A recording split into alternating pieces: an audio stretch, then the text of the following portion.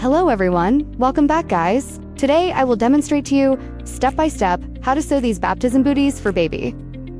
If you have baby christening coming up and you want to make a keepsake gift for your baby, your grandchild, or godchild, these cute little booties could be a perfect option for that. They can also be a good baby shower gift. You can make them in different color and fabrics, for example, pink, purple, floral, and so on.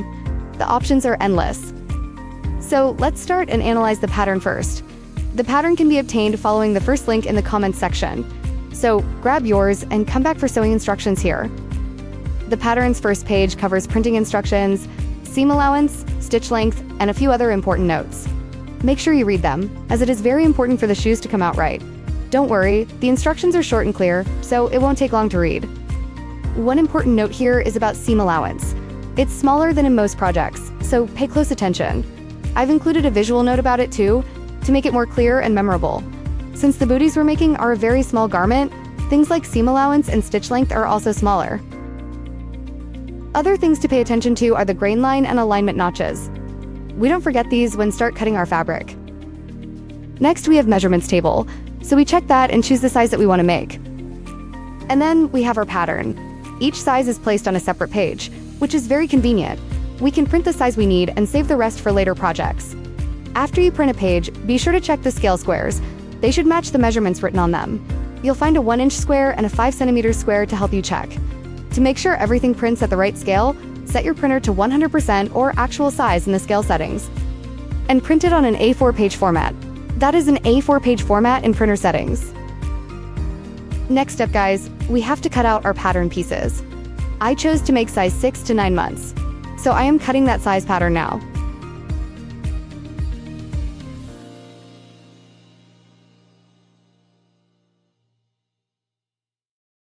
Once the pattern is ready, we take our fabrics and prepare them for cutting. For the main fabric of the shoes, I'll be using satin, not the flowy dress type, but a little bit sturdier satin. And for the lining, I'll be using plain cotton. You can absolutely use cotton for both the main fabric and the lining if you prefer, or if you don't have satin on hand. That works perfectly fine too. The fabrics must be non-stretch. For the top layer of the shoe, I'll be adding a layer of lace. I have some leftover lace from a dress I made, and it's going to work perfectly here. Use any lace you like, whatever catches your eye will work beautifully. Or, if you'd rather keep things simple, you can skip the lace layer and make the booties in plain satin for a clean, classic look. It's completely up to you. Feel free to use your imagination and tweak the project to match your own style and preferences. Next up guys, we'll be adding iron and fusible interfacing to both the main fabric and the lining. This will give the booties more structure and help them hold their shape nicely. So I take my piece of cotton fabric, I take my iron on fusible interfacing, and I fuse it on top of it with my iron. I do the same with the satin, but we don't put the iron on interfacing onto the lace.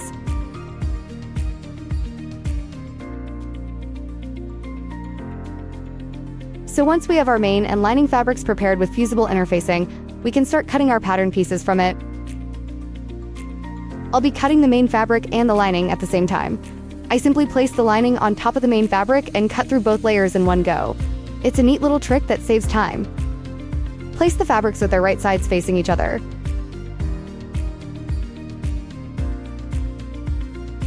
Next step, place your pattern piece onto the fabric. Important note, be sure to match the grain line mark on the pattern with the fabric's grain line. This will help the booties keep their shape and look neat after sewing. The fabric's grain line is the direction of the threads woven into the fabric. The long threads that run parallel to the selvage, the finished edge of the fabric, are the grain line. Pattern pieces should be placed along this direction so the fabric doesn't twist or stretch out of shape. So, once I matched the grain line mark of my pattern with fabric's grain line, I pin my pattern onto the fabric and I trace it. I also make sure I mark the notches. I trace this pattern piece twice, each piece for each shoe. These are the top of the shoe pieces. Next, we trace the soles. You'll need to trace 2 of them as well. Important to remember since feet have a right and a left side.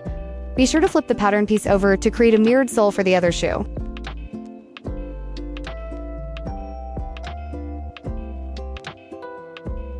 We do the same as top of the shoes. We trace carefully, we mark the notches. There are 3 of them on the sole.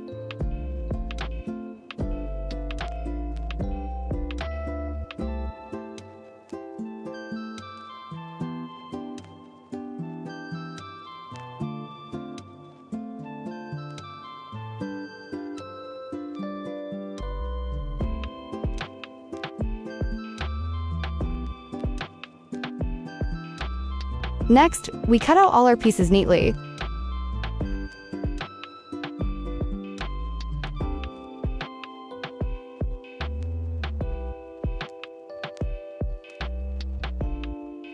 When you reach the notches, snip them very carefully, only about 2 to 3 millimeters deep. Since our seam allowance is just 0.5 centimeters, we can't afford to cut the notches any deeper.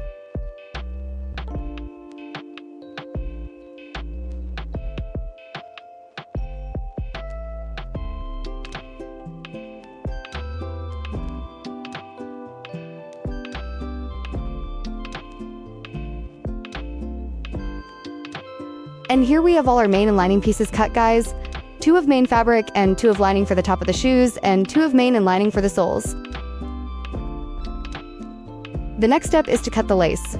I didn't cut it together with the main fabric because I want to play around with the lace placement.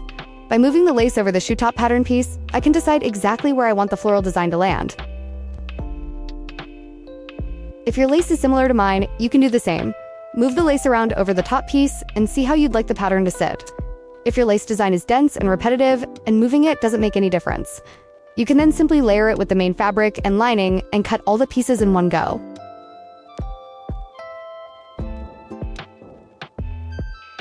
Once I decide where I want the floral petals to land, I pin the lace to the fabric and cut out the shape following the edges of the piece that's underneath.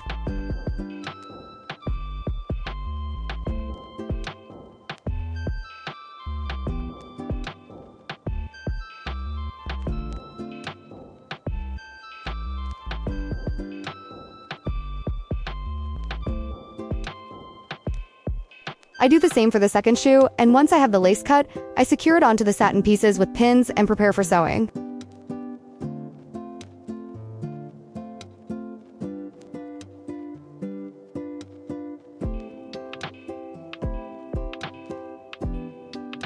Now it's time to head to the sewing machine. Our first job is to sew the lace piece to the satin piece, merging them into one. The pins hold the lace in place, and we also guide it gently with our fingers to make sure it doesn't shift. Then we sew all the way around the shape, right along the very edge.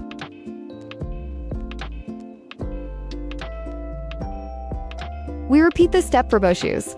Then we bring the pieces back to the table and give them a good steam press to make them nice and flat. The next step is to join the lace piece with the lining. Lay your lace pieces flat with the lace facing up. Then place the cotton lining pieces on top, right side down, so the good side of the cotton is facing the lace. In other words, the fusible interfacing side should be facing you. Pin both pieces together and sew around the inner edge with seam allowance of 0.5 centimeters or 0.15 inches. Also guys, I recommend using a small stitch around 2 millimeters or even a little less. Since the booties are so small, shorter stitches make them much easier to handle. They're also really helpful for keeping the curve smooth. And as a bonus, a smaller stitch naturally slows down your sewing, which is just what we need for delicate details like these. Here is a close-up of the stitching and seam allowance to see. So now, after we sew this bit, we must trim the seam allowance even more. Here's another close-up to show you exactly how much to cut and where. This step is really important. If we don't trim the seam, the rounded part of the shoe won't sit flat and smooth once we turn it right side out. So look carefully and make sure you do this step.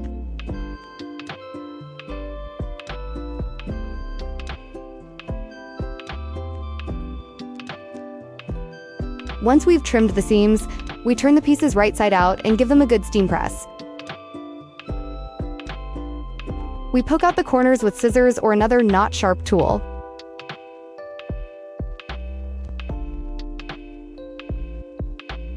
As you can see, the rounded part of the shoe came out really nice and smooth.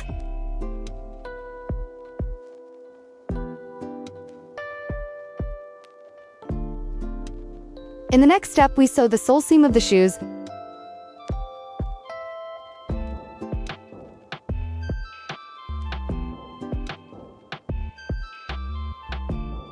Just follow the visual on the screen and pin the two sides together like that.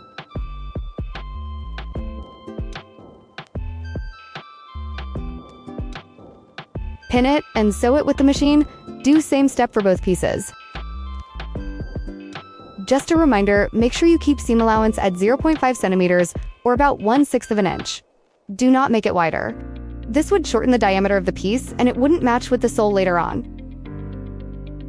After sewing that seam, we open and flatten it with our fingers, then fold the shoe back into its proper shape. Next, we need to join the two layers together. Pin them in place and run a stitch around the very edge with the machine.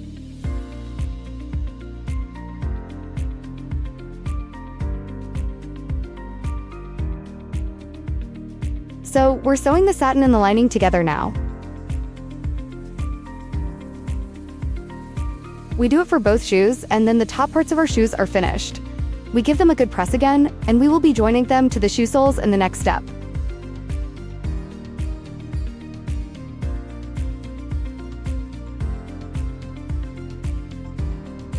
So, we take our shoe soles, the left and right sides. First, we take the satin ones and lay them flat on the table with good side facing us. Next, we take the shoe tops we just made. We turn the right side inward again and place them on the sole, so the satin side of the sole faces the lace side of the shoe top. We then find the notches on both pieces and align them, pinning them in place to secure.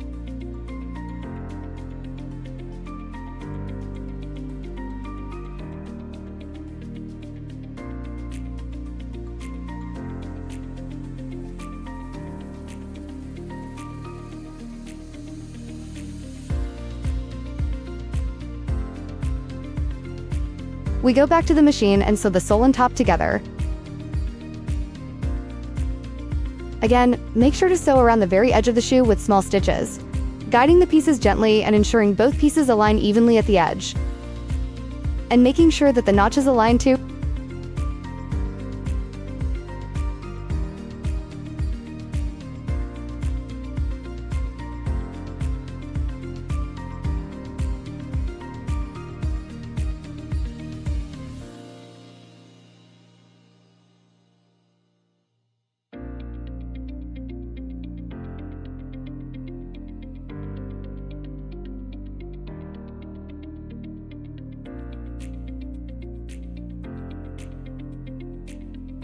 Once that is sewn, we take our lining pieces and sandwich them together with the sewn part of the shoe. So, the good side of the lining, the one that is without fusible interfacing, goes down on top of the shoe. Again, we find and align the notches and sandwich it all and pin together.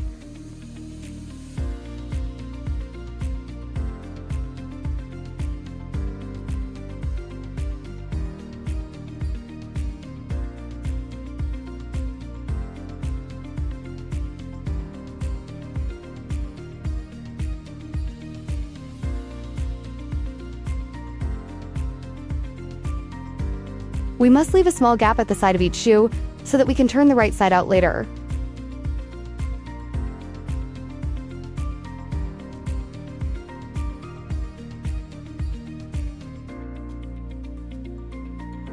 We take it to the machine and sew around it, leaving a gap at the side. The gap should be about 4 to 5 centimeters, 1.5 to 2 inches wide, so we can turn the shoe right side out after we finish this step.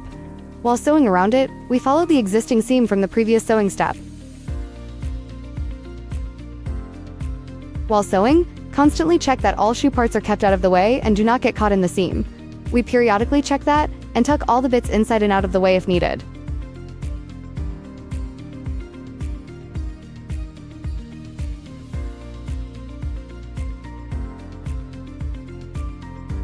Once we finish both shoes, we take them to the table and turn them right side out through the gap we left.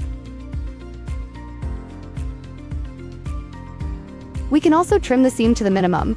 I normally trim it to 2 to 3 millimeters. That way, the round shoe parts will be really nice and round once turned right side out. Open the gap with your fingers and carefully pull the inside of the shoe out. Shape it by gently pulling and pushing into place. At this stage, the lining is still on the outside.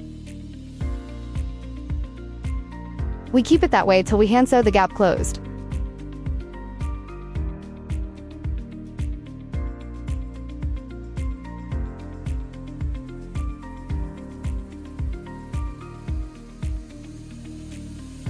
Once that is finished, turn the shoe right side out again into its final form with the lace on the outside and the cotton lining as the insole.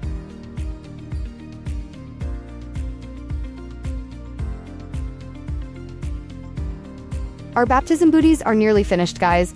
Gently pull and push them into shape, then give them a light steam press to finalize their form.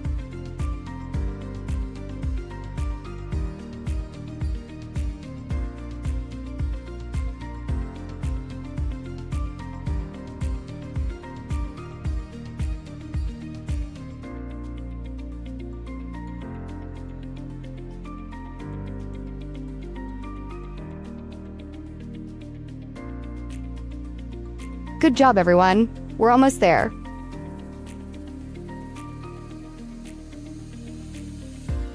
They turned out beautifully. The inside of the shoe is clean and neat, with all seams hidden, making it soft and comfortable for the baby's foot. The satin soles are pleasant to touch too. I also checked that they came out correctly, at the required measurements, and yes, they have. Our last step is to make the ruffled shoe ties with a bow. For this, we'll need an elastic band and some lace trim. I'm using elastic that's 1.5 centimeters, about 5/8 inch wide, and lace trim that's 2.5 centimeters, 1 inch wide. Follow along with the next steps to see how the ruffled shoe tie is made. I checked the measurement chart for the tie in my size and see that I need to cut 2 pieces of elastic, each 5 centimeters, 2 inches long.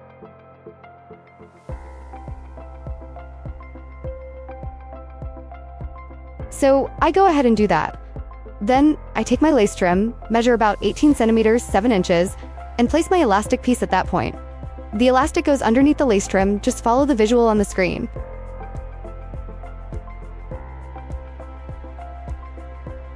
I secure the elastic there with a pin.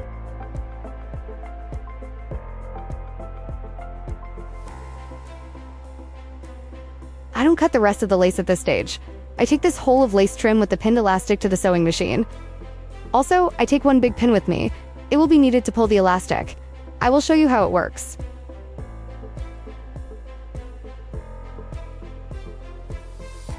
We take the elastic with the lace and place it under the presser foot. Lace on top, elastic underneath. Lower the machine needle at the top of the elastic, starting on the side where the lace trim has the 7 inches loose. Sew a couple of securing stitches back and forth to lock it in place. Then we lift the lace trim and grab the elastic. We will need to pull the elastic while sewing. We can grab the elastic with our fingers or use a pin to help. Since the elastic is short, you'll only be able to pull it with your fingers until it reaches the presser foot. At that point, you'll need to stick a pin into the elastic and pull with the pin, or, if you prefer, you can start pulling with the pin right from the beginning. As you sew, keep the elastic stretched the whole time. Basically, you're sewing directly onto the stretched elastic. And that's what creates the pretty ruffled lace. When you reach the end of the elastic, sew right to the edge and then backstitch about 1 centimeter. Next, lift the presser foot and trim the lace about 1 centimeter longer than the elastic. Fold that extra lace under the elastic edge, lower the presser foot, and sew a couple more stitches back and forth to create a neat finish. Trim all the hanging threads and you have your ruffled lace shoe tie finished. I'll repeat the step with the second tie, this time showing it from the top angle so you can see it clearly and understand the process completely.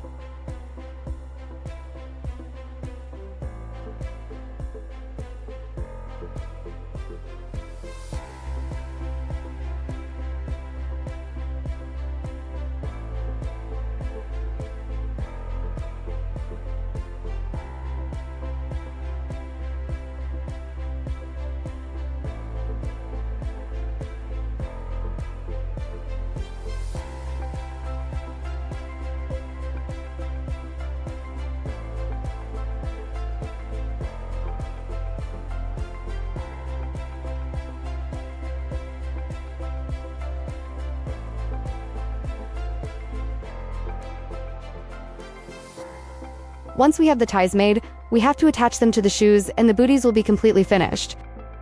We take our shoe, the bow will tie on the outer side of the shoe.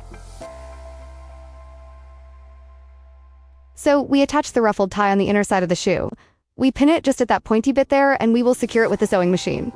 Before we head to the sewing machine, let's pin the other side of the lace at the opposite side. Place the pin about 1 centimeter down from the edge. We'll secure it with the machine in the next step. Let's do that now.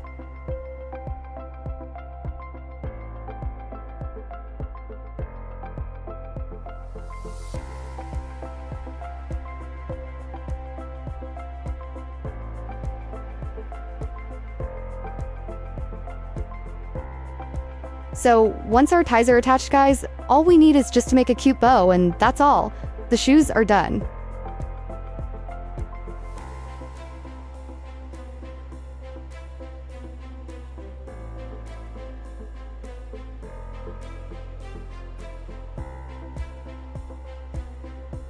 I hope you're happy with your results. And if they're not 100% perfect, don't worry. Just sew another pair. Practice makes perfect. If you have any questions, feel free to reach out in the comments below or send me an email. You'll find my contact details on my page, and I'll be happy to answer anything you'd like to ask.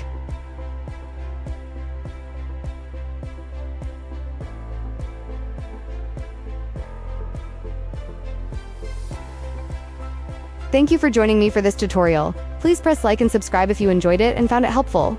I hope to see you next time.